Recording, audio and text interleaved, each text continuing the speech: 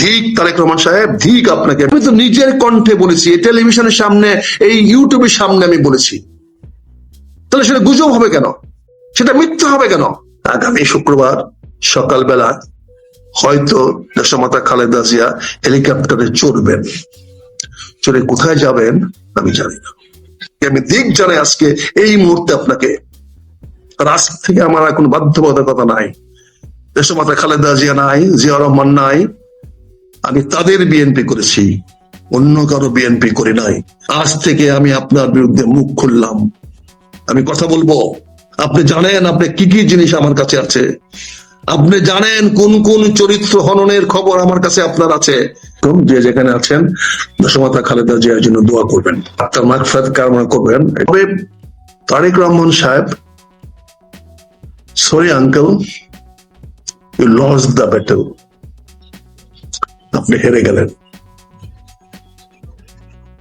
তারেক রহমান সাহেব, আপনি প্রচন্ড ভাবে হেরে গেলেন। পিতার হাতে গড়া দলটাকে আপনি অভিভাবকহীন করে দিলেন। আমি জানি রিমোট কন্ট্রোল থেকে আপনি এই দলটাকে চালাতে পারবেন, আমি জানি আপনার এই স্কাইপির মাধ্যমে দলটাকে চালাতে পারবেন, কিন্তু দলটাকে জনগণ আর বিশ্বাস করবে না। এই দলটার প্রতি জনগণ আর আস্থা রাখবে না। তারা জানে যে তারেক রহমান সাহেব দেশের প্রয়োজনে, জনগণের প্রয়োজনে জীবন দিতে পারে না, যুক্তরাজ্যের নাগরিকত্ব ছাড়তে পারে না। সেই তারেক রহমানের দলের পিছনে মানুষ আর কেউ থাকবে না। আজ থেকে আমি আমার দায়ভার থেকে মুক্ত হয়ে গেলাম। আমি জেনারেল জিয়ার অধীনে চাকরি করেছি, রাজনীতি করেছি বলবো না, চাকরি করেছি। তার প্রতি যারা লয়াল সোলজার ছিল, আমি বিনীতভাবে দাবি করতে পারি আমি ওনাদের এই লয়াল সোলজারদের মধ্যে একজন ক্ষুদ্র সোলজার ছিলাম, অতি ক্ষুদ্র সোলজার। আমাকে যে বারবার বহিষ্কার হয়েছে, প্রতিবারই বলছে যে আমি তোমাকে কি করব, পুরা স্থায়ী কমিটি তোমার বিরুদ্ধে বহিষ্কার দিতে বলে।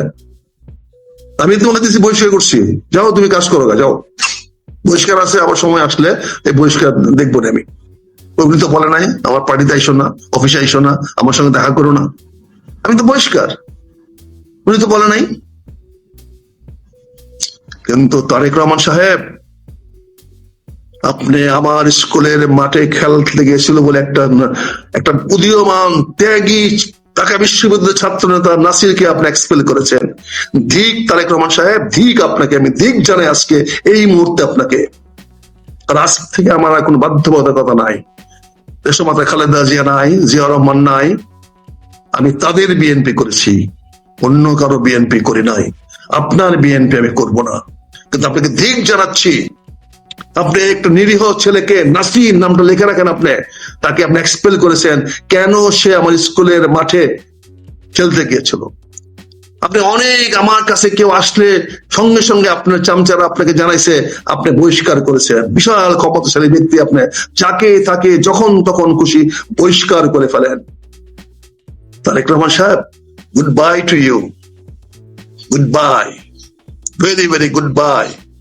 Politics in Bangladesh, Tariq Rahman has no chance. আপনার এই রাজনীতিতে বাংলাদেশে আর কোনো চান্স নাই, কোনো চান্স নাই। আমরা 15 বছর আগে আমরা যখন আলোচনা করেছি বিভিন্ন দেশের সঙ্গে, ভারতের সঙ্গে, আমেরিকার সঙ্গে, ইংল্যান্ডের সঙ্গে, ইউ কান্ট্রির সঙ্গে, এমনকি সৌদি অ্যাম্বাসেডারের সঙ্গে, তারা শুধু একটা কথাই বলতো, তোমরা কি উনার বাইরে কোন নেতা পাও না? এর বাইরে কি কোন নেতা তোমাদের মধ্যে নাই? Why don't you try for it? Why don't you find out someone? তোমরা কেন চেষ্টা করো না? কাউকে নিয়ে আসো। এই ছেলেকে আমরা কি করে মানাবো যার ব্যক্তিগত এত চরিত্র তার নিচু, যে জীবনে প্রথম থেকে চাঁদাবাজ হিসাবে পরিচিত হয়ে গেছে গা, বিরোধী দলের মানে আসার আগেই প্রথম সরকারের আমলে প্রথম যে ব্যক্তিটি দুর্নীতিবাজ হিসেবে আখ্যায়িত হয়েছে, unfortunately that was Tareq Rahman. কাজে এটা দুর্ভাগ্যজনক। আচ্ছা তারেক রহমান সাহেব, আপনি আমাকে বহিষ্কার করেছেন, শুধু বহিষ্কার করেন নাই, আপনি আমার আদর্শ কেড়ে নিতে চেয়েছেন। আপনি আমাকে দলের লোকের সঙ্গে মিশতে দিতে চান নাই। আজ থেকে আমি আপনার বিরুদ্ধে মুখ খুললাম, আমি কথা বলবো। আপনি জানেন আপনি কি কি জিনিস আমার কাছে আছে, আপনি জানেন কোন কোন চরিত্র হননের খবর আমার কাছে আপনার আছে, আপনি জানেন আমি লিখিতভাবে আপনাকে কি রিপোর্ট দিয়েছিলাম যে আপনার বিরুদ্ধে এই অভিযোগগুলো আছে। আমি সেই মেজর আক্তার যে আপনার বিরুদ্ধে আপনার কাছে লিখিত 3 পৃষ্ঠা রিপোর্ট দিয়েছিলাম, মনে আছে তারেক রহমান সাহেব? নিশ্চয়ই মনে থাকার কথা। আপনি উত্তরে খালি বলেছিলেন আঙ্কেল এগুলা মানুষে বলবে, এগুলো নিয়ে আপনার মাথা কামড়ায়েন না। বুঝতে পারছেন? ভুলে যান না। আজকে তারেক রহমান সাহেব আপনি ভারতকে বাধা দিচ্ছেন, আমেরিকাকে বাধা দিচ্ছেন, একবার নিচের দিকে তাকাচ্ছেন, নিজের দিকে তাকাচ্ছেন? আপনি এত বড় নিষ্ঠুর, দেশমাতার খালেদা জিয়ার প্রতি আপনার কোন সম্মান নাই, তার কোন আত্মমর্যাদা নাই। আরে মানুষ তো মারা যাবে, এমনি মারা যাবে, কেন আপনি বলছেন না ওনার ভেন্টিলেটর খুলে নেওয়া হোক? আপনি তো সন্তান, এই অধিকারটা আপনার, আর কারো অধিকার নাই। আর কারো কথায় ডাক্তার কোনোদিন ভেন্টিলেটর খুলতে পারবে না, তাহলে তারা মার্ডার কেসের আসামি হয়ে যাবে। যেই ভেন্টিলেটর পড়ানো হয়েছিল সময় খালেদা জিয়ার নাকে মুখে, সেই ভেন্টিলেটর খোলার ক্ষমতার কারো নাই, একমাত্র নিকট আত্মীয় বা পুত্র সন্তান ছাড়া বা কন্যা সন্তান ছাড়া। কিন্তু ওনার তো আপনি ছাড়া আর কেউ নাই, একমাত্র আপনি পুত্র সন্তান জনাব তারেক রহমান। আমি দেখেছি বিচৌধুরীর বেলায় উনি মৃত্যুর শেষ 7 দিন বলেছে আমাকে চিকিৎসা করাবা না, কোনো ইনসান দিবা না, কোনো স্যালাইন দিবা না। তোমরা আমাকে, আমি আস্তে আস্তে কমার দিকে চলে যাচ্ছি, আমি যে কোনো সময় কমায় চলে যাব, আমাকে তোমরা হাসপাতালে নিবা না, আমাকে তোমরা কোনো ওষুধ দিবা না, কোনো স্যালাইন দিবা না, পারলে আমার পাশে কোরআন তেলাওয়াত করো বা রবীন্দ্রসঙ্গীত শোনায়ও, কিন্তু আমাকে তোমরা ডাক্তার দেখায়ও না, আর ইঞ্জেকশন দিও না, আমার কাছে স্যালাইন পুশ করো না, কারণ তোমরা আমাকে বাঁচায় রাখতে পারবে না। আমি যে কোনো সময় কমায় চলে যেতে পারি, আমার জীবনের, এটা আমার কথা না। বি চৌধুরী ফ্যামিলিকে জিজ্ঞাসা করেন, তাদের ছেলে মেয়েকে জিজ্ঞাসা করেন। বি চৌধুরীর মতো একটা মানুষ এরকম ব্রেভলি মারা যেতে পারে, সাহস সঙ্গে মারা যেতে পারে। আজকে দেশমাতা খালেদা জিয়াকে আপনি সেই ব্রেভনেসটা দেখাতে দিলেন না, সেই সাহসটা দেখা দিলেন না। ওনাকে বলতে দিলেন না তোমরা আমার চিকিৎসা বন্ধ করো, আমার ছেলে আছে, আমার বাস আশা আছে, আমার ছেলে রাজনীতি করবে, দেশ দেখবে, সব দেখবে, আমাকে যেতে দাও। কিন্তু আপনি সেইটাও তাকে ওনাকে দেন নাই, সেইটুকু আপনি করতে দেন নাই মিস্টার তারেক রহমান। আপনি বিএনপির দুর্দণ্ড ভারপ্রাপ্ত চেয়ারম্যান, আপনি দুর্ব্যবহার করেন না এমন কোন স্থায়ী কমিটির সদস্য নাই, আপনি দুর্ব্যবহার করেন না এমন কোন বিএনপির নেতা নাই। আপনি কতগুলো চাটুকার, কতগুলো স্যাডিস্ট, কতগুলো হোমো নিয়ে আপনি চলেন, যেন সবগুলো স্যাডিস্ট, যারা সবগুলা হোমোসাইকোলজিতে বিশ্বাস করে, তাদেরকে নিয়ে আপনি চলেন। আজকের এই দুর্দিনে বলছি এগুলা দেশমাতা খালেদা জিয়া থাকা অবস্থায় বলছি, এই জন্য যে মৃত্যুর পরে তো বলতে পারবো না, বাট মৃত্যুর পরে আপনার সঙ্গে আমার যুদ্ধ শুরু হবে।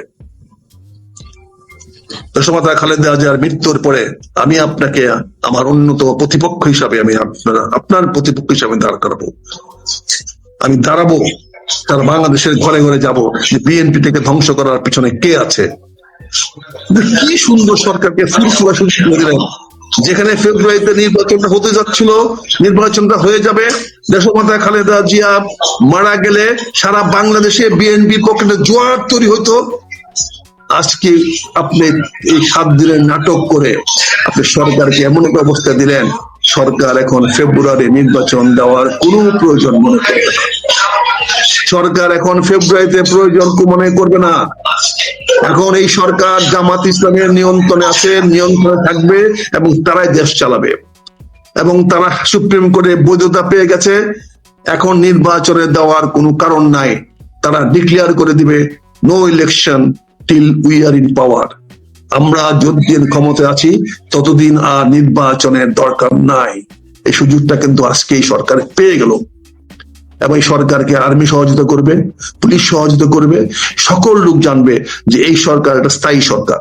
যখনই মানুষ জেনে যাবে এই সরকারটা 3 বছর বা 5 বছরের জন্য স্থায়ী হয়ে গেছে, নির্বাচিত সরকারের কথা কেউ বলবে না, কোনো প্রয়োজন নাই। সবাই বলবে যে নির্বাচনের জন্য কোন রাজনৈতিক দল প্রস্তুত না, এবং সকল রাজনৈতিক দলে বলবে আমাদের নির্বাচন দরকার নাই, আপনি যে কদিন পারেন দেশ শান্ত করেন।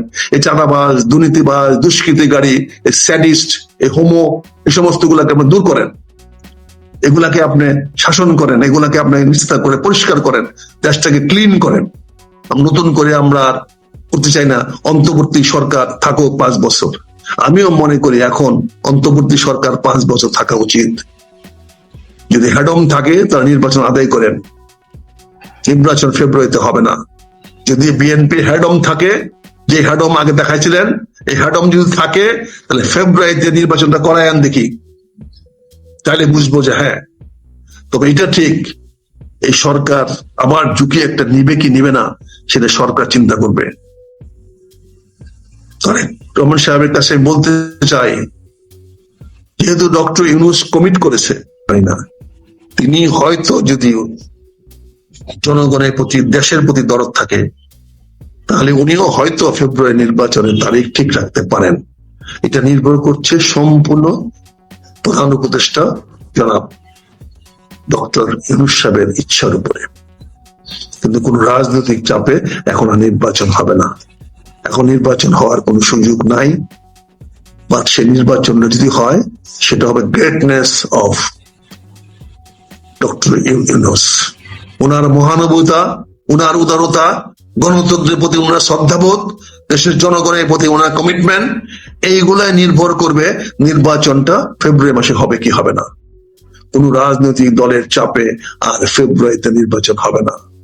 আর আগামী নির্বাচনে বিএনপির আসার অবস্থা কতটুকু আছে আমরা দেখতে পাচ্ছি। যেখানেই কান পাতি, যেখানেই মানুষের কথা বলি, স্যার জামাত চলে আসবে, স্যার ভাই জামাত চলে আসবে, আক্তার তোমরা জানো না তোমরা কি করতেছো, জামাত কিন্তু অনেক আগায় গেছে। এটা আজকে জনশ্রুতি হয়ে গেছে, গণমানুষের মধ্যে সে কথা হচ্ছে। জামাত আজকে রিফর্ম করতেছে, পরিবর্তন করতেছে। তারা 8টি ইসলামিক দল নিয়ে তারা একটি মধ্যপন্থী ইসলামিক দল হওয়ার চেষ্টা করছে। তারা এখানে ফান্ডামেন্টাল দিয়ে সরাই দিচ্ছে।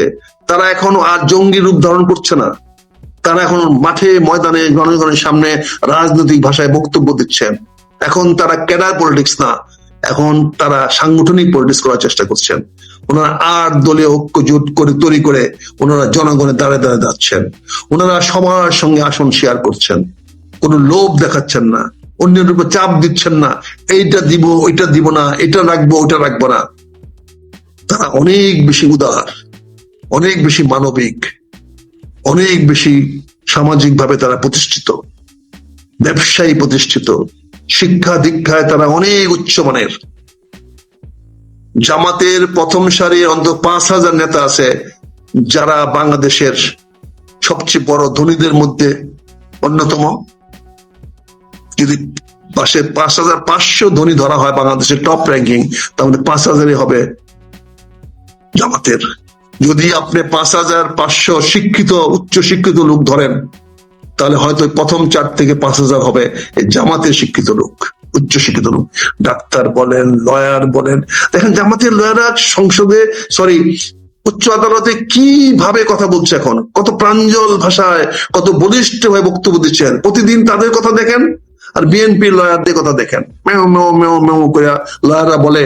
আর জামাতের আইনবিদরা কি শক্তিশালী ভাবে কথা বলে, তার টোনটা কি, টোনই তো বুঝতে পারেন একটা মানুষের মনোবল কতটুকু শক্ত, আপনি দেখেন। আর সেখানে বিএনপি যে নেতারা কথা বলে, উকিলরা কথা বলে, দেখেন